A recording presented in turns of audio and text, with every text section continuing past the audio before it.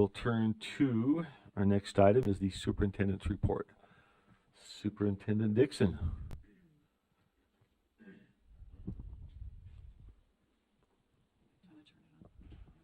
Let's see, we got the other slides up.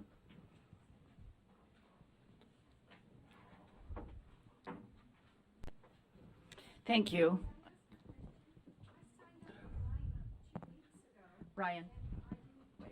Kelsey or Sybil, would you mind chatting with her? Just we'll address your concern. We're going to move to the superintendents, but thank you. We'll have our folks check with you on how we processed the list. We did have a lot of folks signing up. Superintendent Dixon. Thank you, Mr. Chair. Good morning, board members. Happy March to you all. Happy spring. It doesn't feel, well, I guess it feels Utah spring-like out there today. So we're going to start with our Employee of the Month, who is Rachel Hawes. And I don't know if Rachel is in the audience. It's a very full audience. Rachel, if you're in back, if you want to come into the boardroom. So while Ryan is setting up, you can see Rachel's picture up here and in the back. Rachel is with our child nutrition program, and she was nominated by her supervisor, Kim Loveland. And I loved when I got the nomination, it had unwavering in all caps for her unwavering support of staff. And this is why she's been nominated. We have a number of employees in CNP who have been there for a period of time, but we also have a lot of monitors who come and go. And Rachel has been amazing, quoting her nomination, for really helping support not only the new employees, but those that have been around for a while. And she is the first to stand up and say, let me help you figure that out. When somebody's struggling, she's the first one to show up, but also very proactive. One of the things I told Rachel when we were highlighting her, when we met with her, was that she's a person, when she's in the hallway, just looking at her brightens your day. She always has a wonderful smile, these eyes that just light up, and she's actually quite shy, and yet she takes the time to make those around her feel uplifted. She is very knowledgeable about all of the programs in CMP and takes the time to, it was described to us that she doesn't just stay on the surface of explaining something, but can go into depth and complexity with some of the issues in child nutrition, because there are a lot of rules and monitoring, and she knows all of those rules very well and takes the time with new and veteran employees to explain everything in a very patient manner. She's really beloved by all of her colleagues, and we're so honored to highlight Rachel as our March Employee of the Month. So we'll give her a round of applause.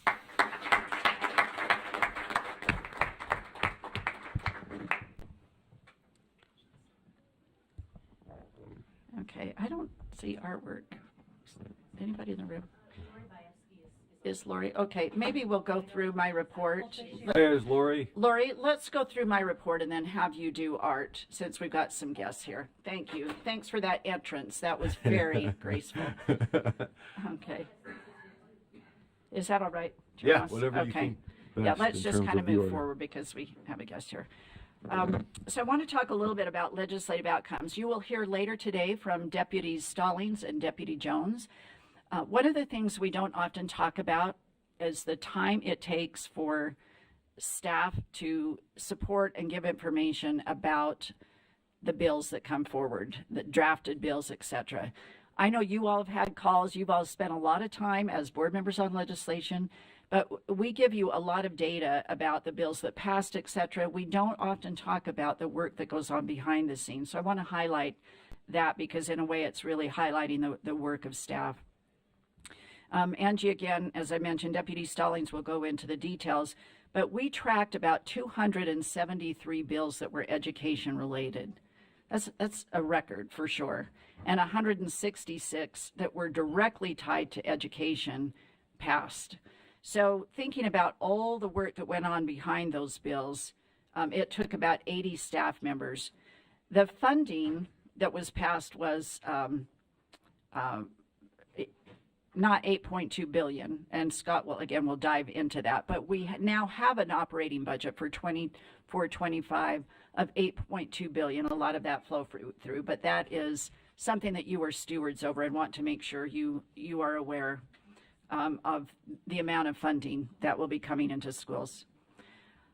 So the next slide illustrates the work of staff, and I'm sure we're way off with this, but what we could track is that the work that went into staff behind the session. When you think about the bills that come to us, so with every bill there is a fiscal note, and now they've added what we call an impact statement. So we have to go through and talk about what is not only the cost, the actual cost of the bill, but what is the inherent cost?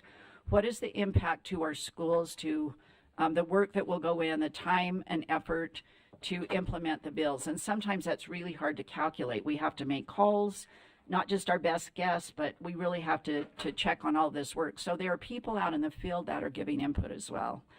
So there were about 470 hours that went into these impact statements that we accounted for. Like I say, we're sure there are a lot of time that was spent that we weren't recording.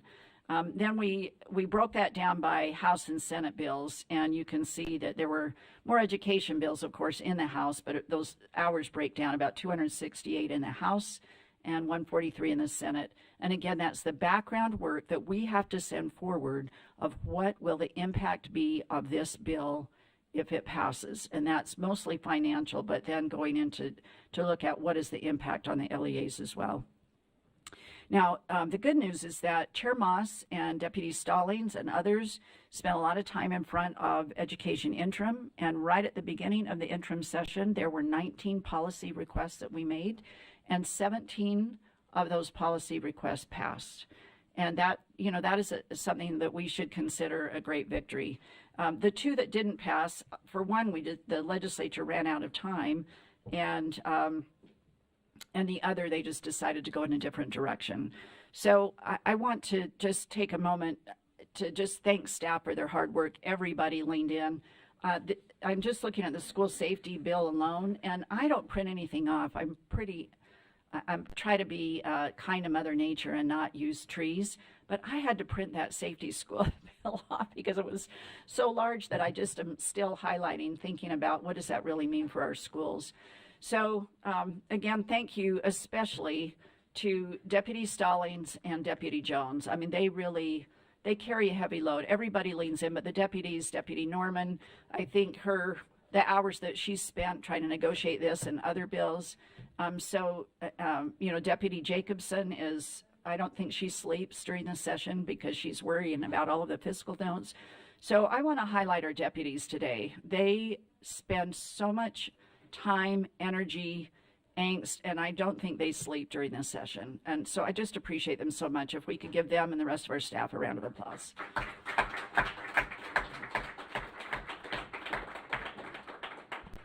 Can I briefly second that before you move on? I just want to say, from being in the trenches up there, it's insanity.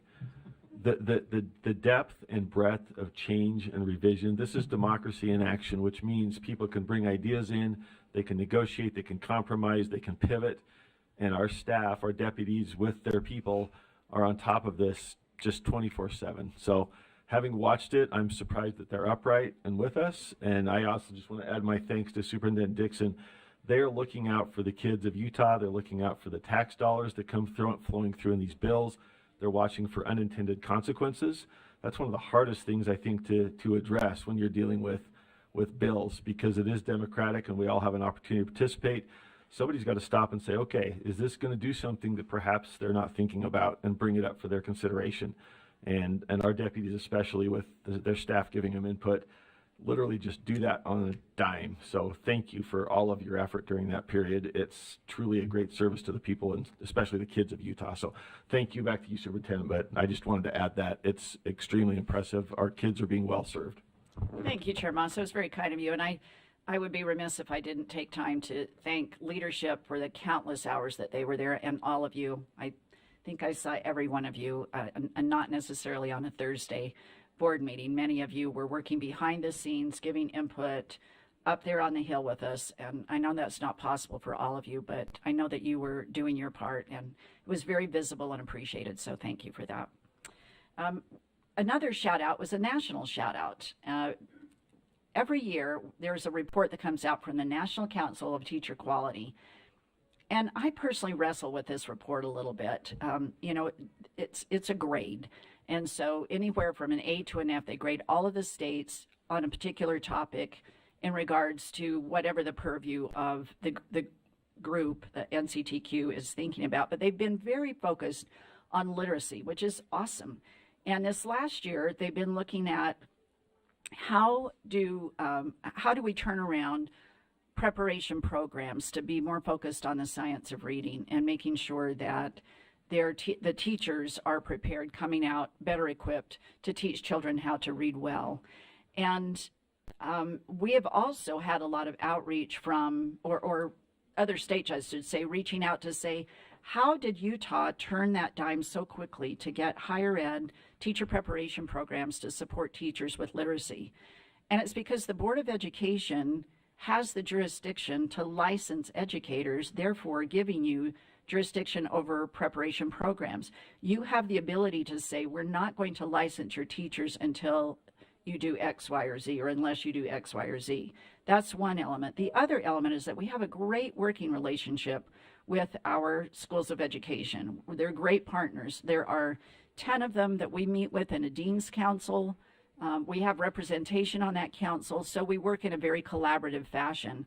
And then thirdly, I would say that we see programs that they're very much in concert. If you look at the Teach in Davis, I'll just use their hashtag, but they have a great program with mentoring, coaching, and they're working with 3 or 4 universities right there on site. And so our districts, not just Davis, but our districts and our charters do a tremendous job of working with our schools of education and demanding that things are aligned to their districts and to our state standards. So because of our standards, because you hold our schools of education to the standards, and we have these amazing working relationships and people who in our university programs who work so well with us, we were highlighted as one of 2 states in the NCTQ recent report as being exemplar states in taking action to make sure that we're all aligned, that our teachers are being prepared and supported around the science of reading and doing a better job with literacy. So awesome shout out. In fact, Dr. Thronson gets a personal shout out in her collaborative work with making some of this happen. So thank you to the board for your efforts and your vigilance about teacher preparation in this state, and specifically targeted on literacy. So thank you. Now, we are saving the best for last. We have the most amazing guest today that a couple of you might know, and I am really excited to present Mia Walker. So Mia and Mary, if you want to make your way. Mia is here with her mother, Mary, and Mia is a student at Wasatch High School, and Member Booth might know this family because, as you will hear at the end of Mia's report, she has an amazing voice. So one of the things I want to highlight, always sticking to our goals, one of our 4 goals is personal education, and this is a board who really believes in access so that students have opportunities to succeed. And Mia, as you will hear in her story, has a great attitude, and she does not take no for an answer. She does not give up. And she very much wants to go to college. She wanted to take the ACT, and there was not an accommodation to Braille the ACT. And so Mia worked with 2 members of our staff, Tracy Gooley and Jessica, okay, blanking, I know better. Jessica, thank you. So sorry, Jessica. I knew better. Are Jessica and Tracy in the room? I am so sorry. Just like it went in one ear and out the other. So Jessica, Tracy, if you want to stand up so people can see you. So these are Mia's champions, and Tracy and Jessica worked hard with ACT.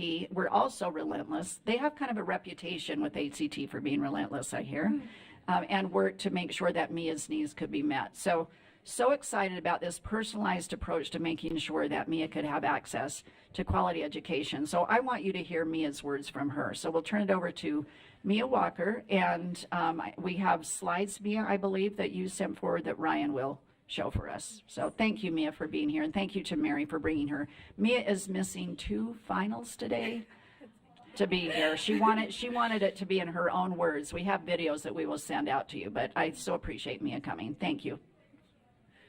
Sorry. Oh, perfect. Okay.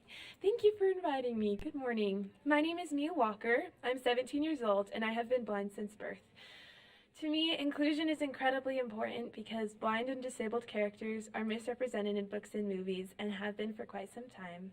I have always loved writing, and my hope is that I may publish my stories that feature blind main characters who are human, who show their capabilities and weaknesses just like everyone else, and that their stories will inspire others to see disability in a new light and resonate with young disabled people like me.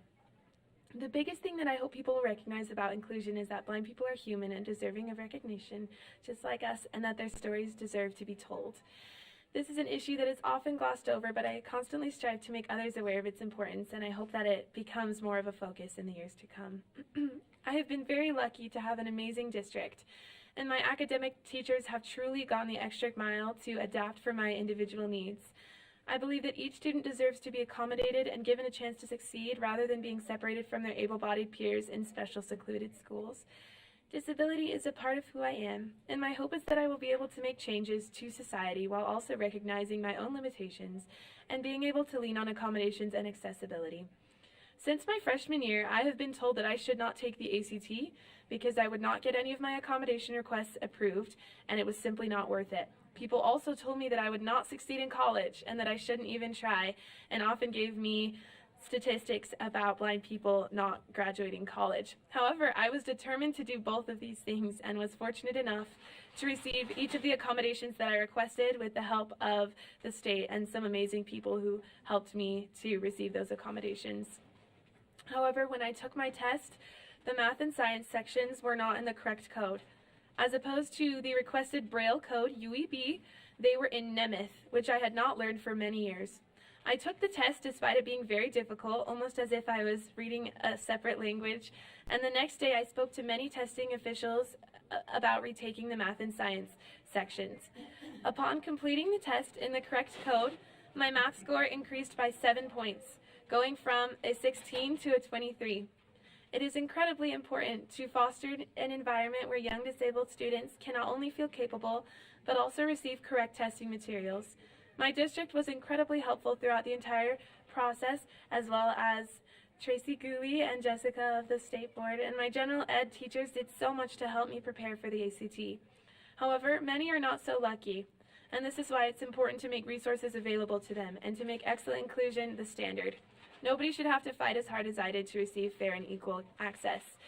Some people harbor the belief that my blindness is the only reason I have gotten accepted into colleges like Brigham Young University or earned the Sterling Scholar Award, and that I have received special favor. Standardized testing is a way to dissolve that bias and help others understand that I and so many other disabled people have worked incredibly hard to be where we are, and I could not have done that without the help of so many others along the way.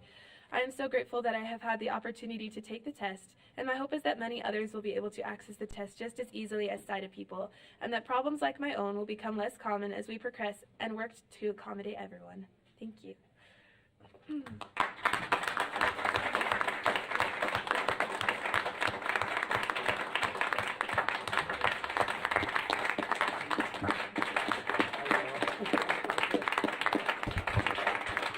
Mia, we're all standing for you. Oh, thank you.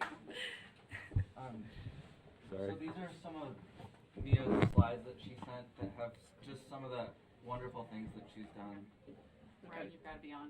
That's, And so, and you know, we can share this with you as well, but this is just highlighting some of the things she's done in leadership for her Sterling Scholar portfolio.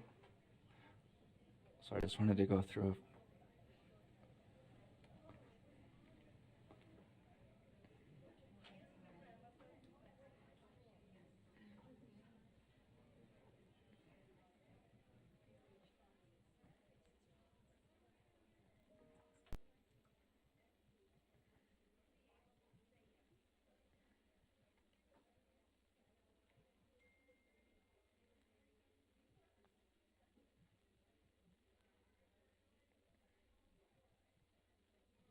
And then just finally here, I just wanted to share a clip of a choir performance.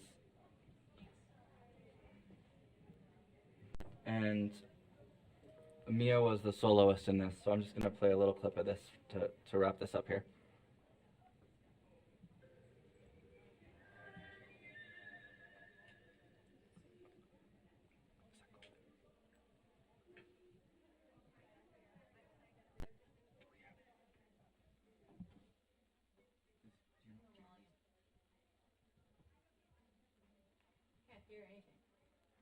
Yeah, we need.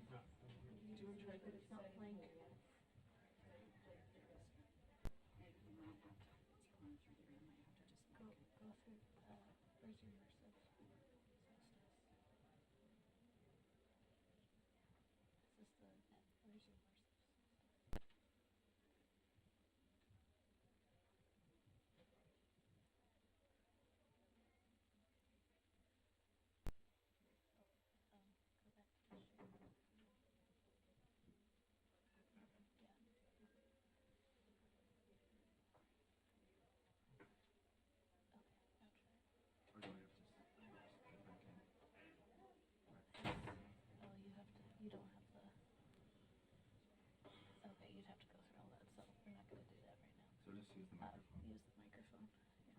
Okay. Okay.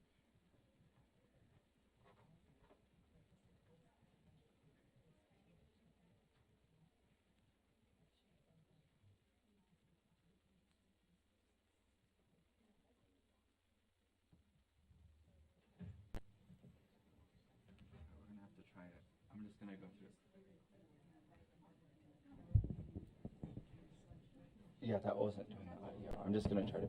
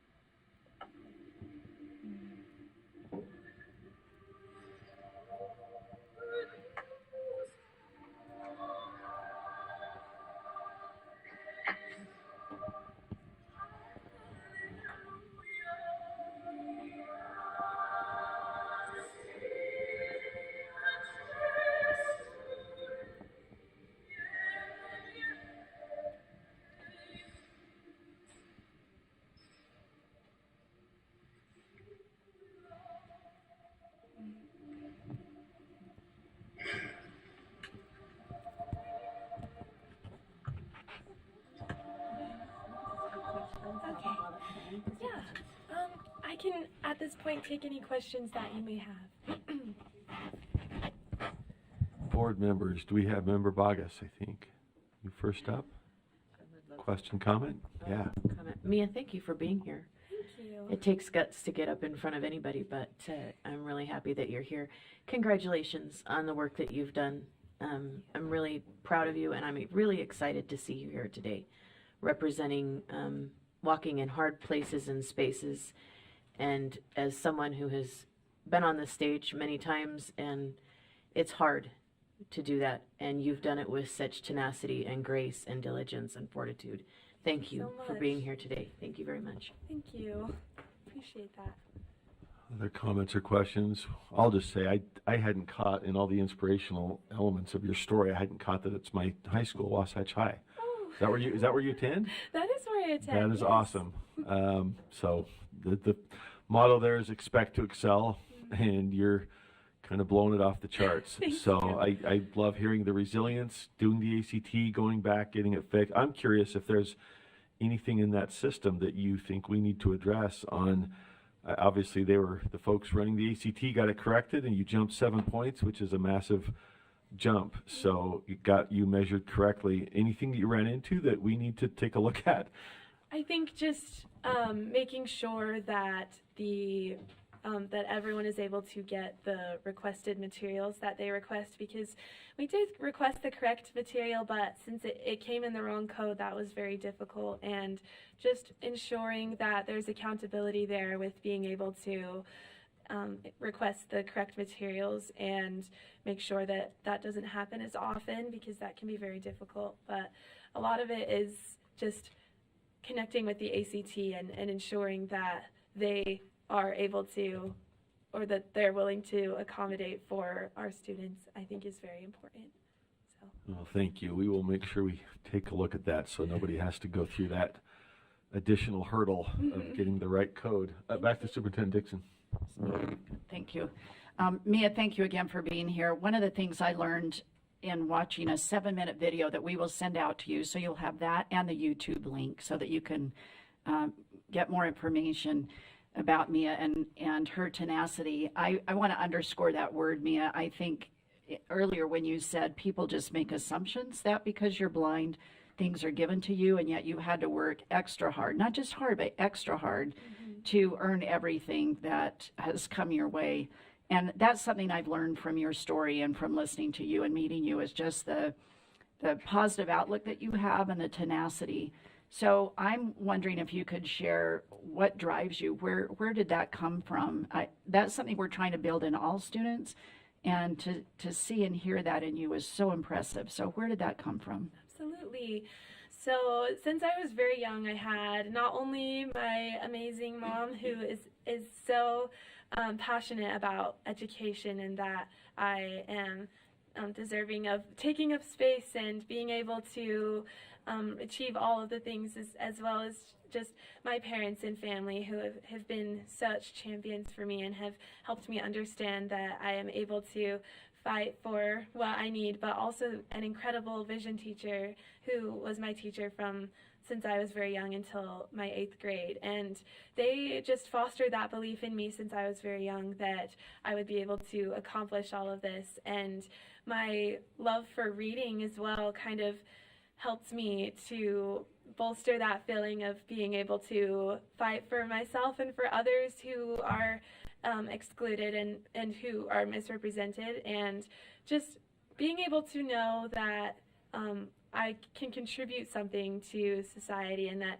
everyone deserves to have their story told, as I said. That has just been able to grow inside of me because of those others who helped nourish that, but as well as just my love for stories and music, and being able to pursue that hope of representing myself and others through those mediums has really helped me to understand that and be able to continue to fight for that in my life. Thank you so much, Mia. Looks like you have other comments then. We do. A couple more. Member Booth and Member Straight.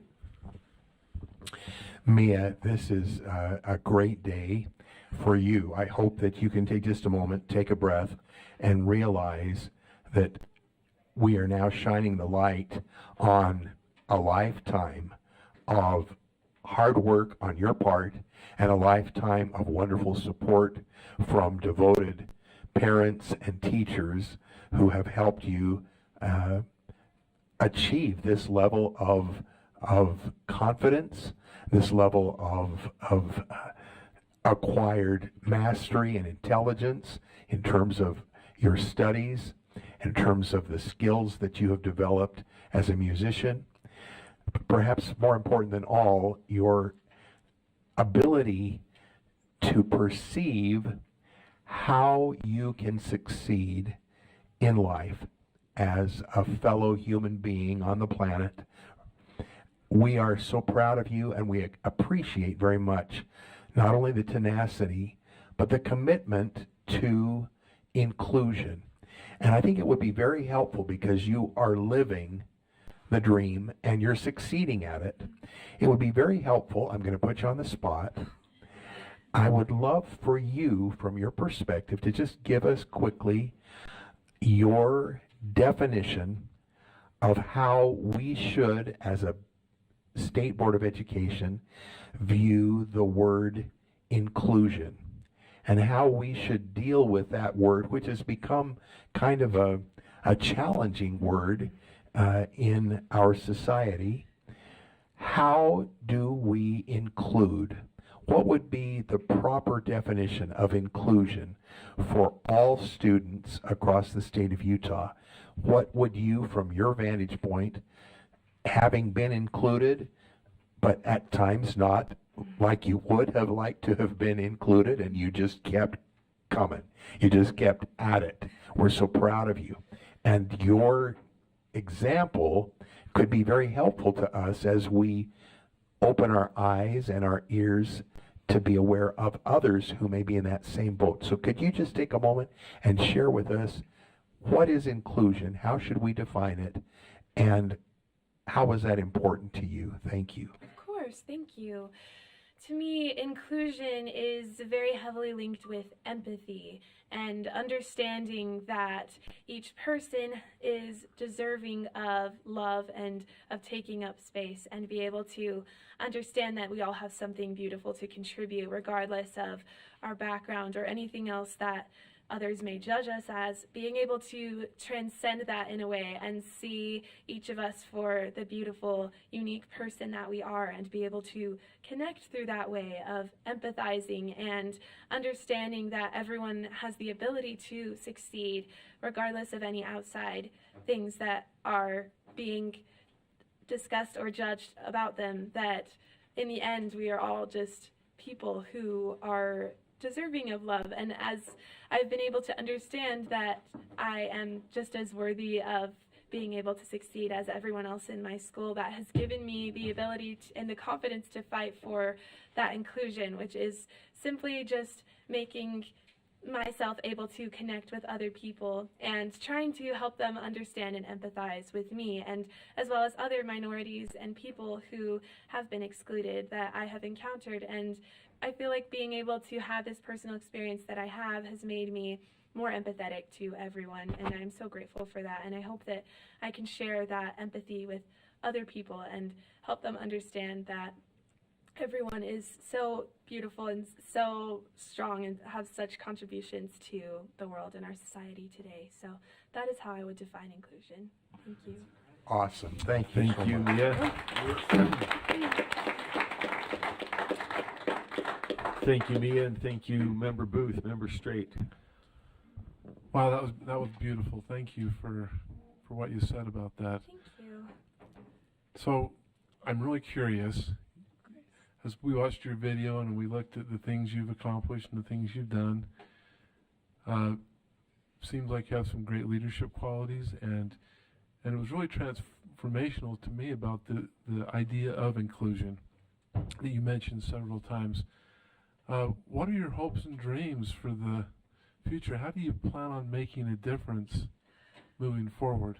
Yes, I'm really hoping to bring this idea of ableism, which is the mistreatment or judgment of people who are disabled, into context for people, and be able to kind of, I don't want to say defeat it, because I don't know if it will ever be, but that is the hope, that someday everyone will have equal access and equal ability to be able to succeed and access all of the things, that all of their dreams that they are hoping to achieve, because I hope that eventually we will be able to understand everyone and be able to accommodate for them. But I think the first step is being aware of ableism and how that is kind of ingrained in our society, but also that doesn't have to be the way that it is, that we can be able to move forward. And so I have written some essays about ableism and how that's been in our society, but I've also just written stories of blind people who are experiencing joy and who are doing great things and who are just the main characters and the heroes of their own stories. And my hope is that someday I'll be a published author and be able to publish these books. And it's definitely kind of an ambitious dream, but I do hope that I'll be able to achieve it. And as I think I'm a testament to the idea that blind people are incredibly capable and, above all, just human beings, and being able to share my music and my stories with other people among my peers and alongside all of my friends is a testament of that inclusion and a step towards that dream that I'm hoping to achieve. Thank you. Thank you, Mia. Thank you. Well, seeing no other lights, just thank you again, and those are wonderful aspirations, and we will follow your success as you work in that area. We greatly appreciate your story and example, and it really is an example for all students, whether they're suffering from physical challenges or not. That kind of tenacity is something we should all be looking to. So thank you. Thank you so much. Very much for sharing yourself with us today. And back to Superintendent Dixon. Is that wrap? I'm sorry. Thank you, Chair Marsh. I'm jumping Awesome. in here. Oh, but- it's great. It's great. We've had a rock star among us, so we're all mesmerized. We'll move into art now. So Lori and Lisa, if you want to come forward.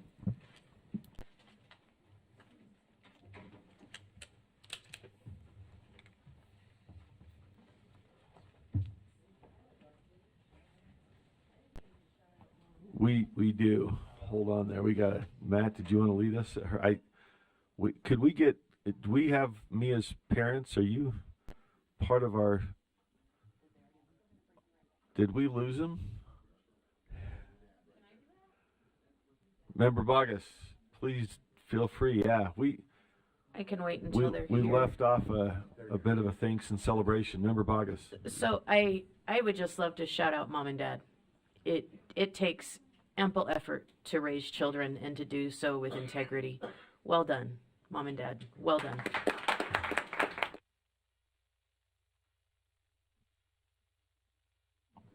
Do I have to push this? Oh, there we are. Lori Bayevsky, I'm your Fine Arts Coordinator. It's my honor and privilege to share a little bit about the art that you're seeing on the wall today, and there's quite a bit of it. Before we get into that part of our show, I'm going to pile on to Superintendent Dixon's moment of recognition. I'm joined today by a colleague who is part of our Beverly Taylor Sorensen Arts Learning Program. As you know, the BTS Arts Program is a public-private partnership. And when Superintendent Dixon put the slide up with that very large number about the hours spent by the staff for preparation and all throughout the legislative session, immediately I also thought about the people behind the scenes and the many, many hours. And that includes every single one of you sitting at this table. And it also includes our private partner, which is Lisa Clough. She's Executive Director of Artworks for Kids, as well as the Friends of Beverly Taylor Sorensen. And I'm going to give her a few minutes to kind of pile on Superintendent Dixon's moment of recognition. Oh, well, thank you for letting me be here today. We are going to pass out a little thank you to you from the Fine Arts team and Artworks for Kids. I just want you to know how much I appreciate your fervent support of the Beverly Taylor Sorensen Arts Learning Program this past session. This gift is a sweet treat for you, as well as original artwork. I don't know if you remember last month, students did cyanotypes. And so these are done by the students in Iron and Canyon School District. And you will each have one, and it gives a little description of the art itself. So just thank you for your support. It means the world. The additional $1 million allocation will allow us to reach thousands of additional students in BTS Arts this next year. And I have to echo Sid's comment, Superintendent Dixon's comment from last board meeting. It really is a pleasure to work with a board that supports and believes in the arts. So thank you so much for all you do to support the program, to support children, and to support the Fine Arts team and myself. Thank you.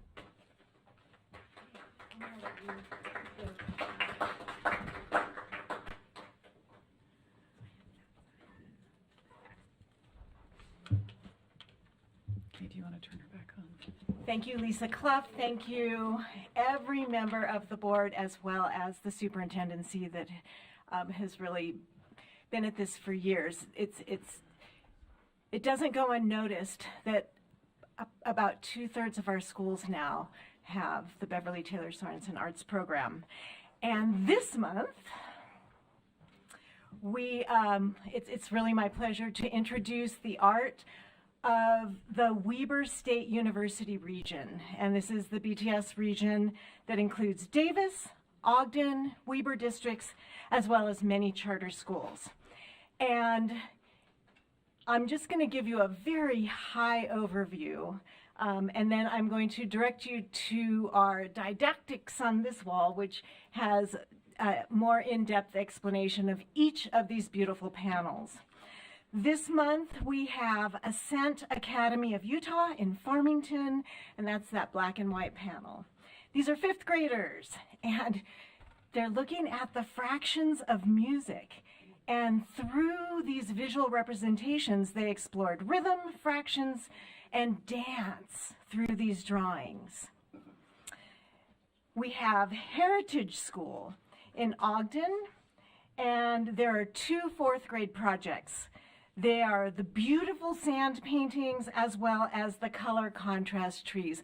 And I'm not going to do a lot of pointing because we mixed and matched things all over the room. So there is literally art everywhere. And then also there are 5 classroom projects from Hupper Elementary School. And these are the 4th, 5th, and 6th graders in the Weber School District. One is the Andy Warhol-inspired volcanoes, which are super fun, exploring energy and power. We have Radiant Forests from our 1st graders. The 4th graders explored the Earth's crust and geology and paleontology in watercolors. And our 6th graders took on form and structure by studying and creating art, looking at ancient Greek pottery and geometry. And that's what we got today. Yeah, any questions? I'm not seeing any. Okay, we got a wow and an amazing, so I'll take Yes, it back. yes, we'll do the quick. Yeah, everybody. Thank you. Okay, we're going to take a 5-minute break, and then we're going to get started on our committee. So if you need to go grab a drink or run to the restroom or something, or anyways,